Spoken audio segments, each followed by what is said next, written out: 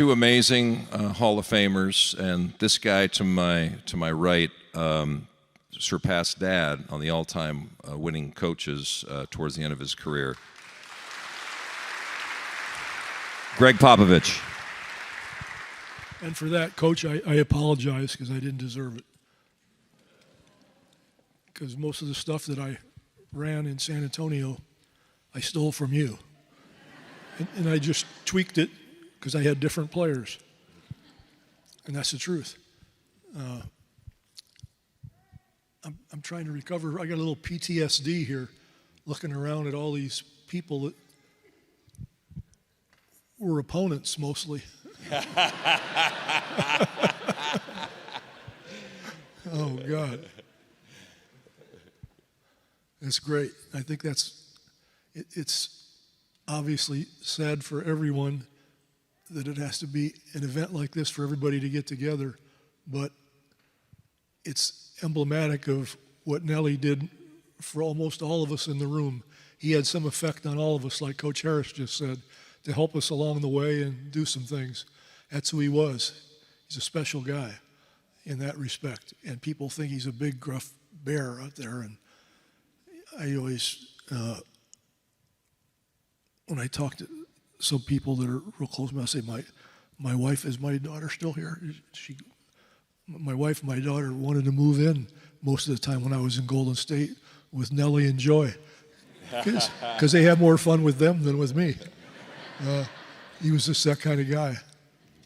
So I was trying to figure out what I wanted to say. It didn't take too long. I wanted to pick two stories that kind of showed the other side of him, to kind of show who he really was beside a basketball genius and innovator and tricky son of a gun. Okay.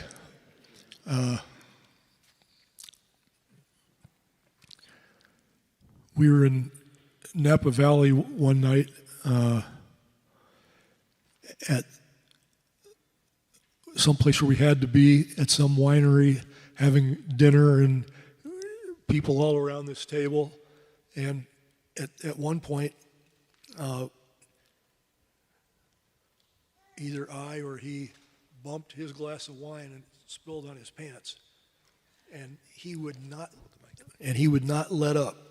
He was badgering me the whole evening about how I knocked the wine on his pants, and they were his favorite pants. And I finally got tired of it, and I decided, well, this is one way I can find out if he will just think I'm a crazy Serbian or that I've got a little chutzpah. And so I said, I'm tired of this. So I took my wine glass and I threw it on myself. I said, will you shut up now? And he just laughed. And I knew then we were going to get along okay. Because he was competitive.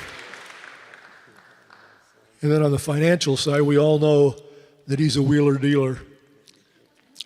And so when I went back to San Antonio and they hired me there, I got a 5-year contract at X, and it went up $50,000 each year.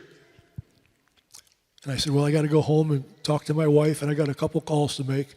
And of course, Nelly was the call. And so I told him the deal. He said, so what are you going to do? I said, I'm loving being at Golden State,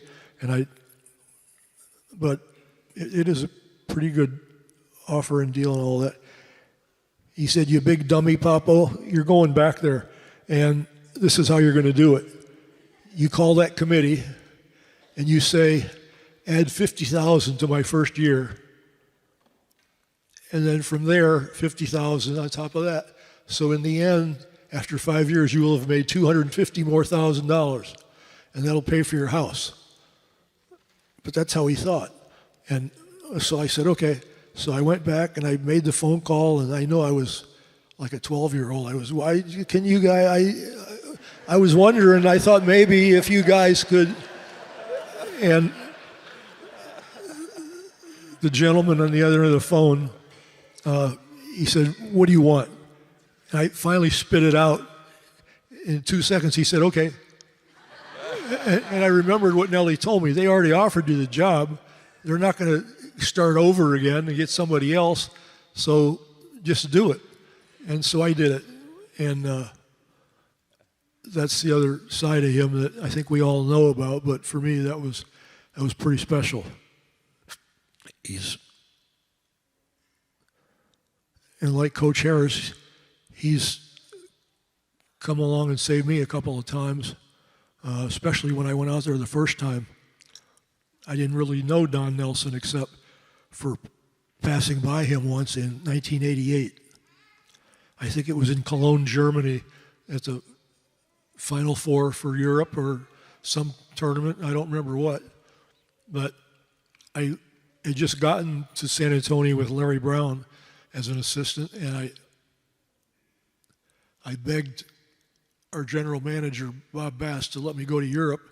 I guaranteed him there was 1 million players over there, as good or better than a lot of the NBA guys. And so they let me go, and there was this one lunchroom where everybody would meet for some reason. But coaches, but there weren't many from the NBA. There were very few, but Nelly was there. And he was looking at everybody, and I knew I was in the right place. So I spent all my time, I was trying to convince Sharunas Marshmallows to come to San Antonio, and at the time I could speak a little Russian still. And so I was busting my butt to do this. I even went to his room. It was like a spy. I was trying to do this. And somehow or another, the word got back to Nelly. And the next day at the lunchroom, I didn't know him. Why would he know me? And we just walked by each other, and he bent down. He goes, "Young fella, you got no shot."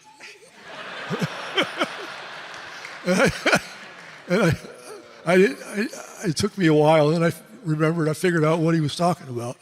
And I went back to Sharunas, and he said, "Yeah," he goes, "I'm going to Golden State." He says, "I'm all locked up. That's where I'm going." And I said, "Oh, good luck." And he obviously had a great career with all you guys. But that's all I knew about Nelly. That was it. So after 4 years in San Antonio as an assistant, Larry Brown went to the Clippers. And I decided I wasn't going to go to LA. So I just went home. And my wife said, "What are we going to do?" And I said, "I do not know, but I'll figure it out." And that same day, I get a call from Don Nelson. He wants me to come out to Golden State and meet with some people and talk basketball. And I said yes. So I came out, and we all hit it off pretty good. And he dragged me in his office the next day, put on the film. And he said, "Tell me what you see here. Tell me what's going on. Tell me the good and the bad." So we did the film for a couple hours, and he offered me the job to be with Donnie and Paul Pressey there at Golden State. And those were my 2 happiest years in the NBA. And again, I apologize for the wins, but all of us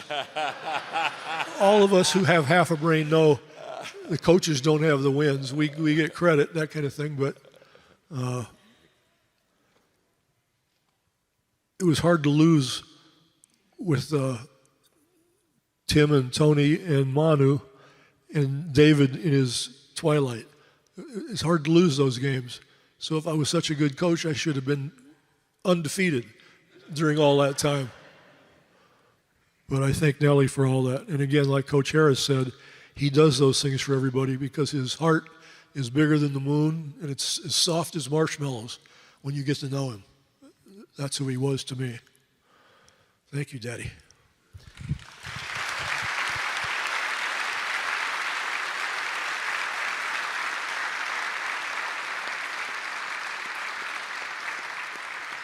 Golden State was a very special place, and Larry Harris, thank you for coming out. Larry Riley, I know you're out there.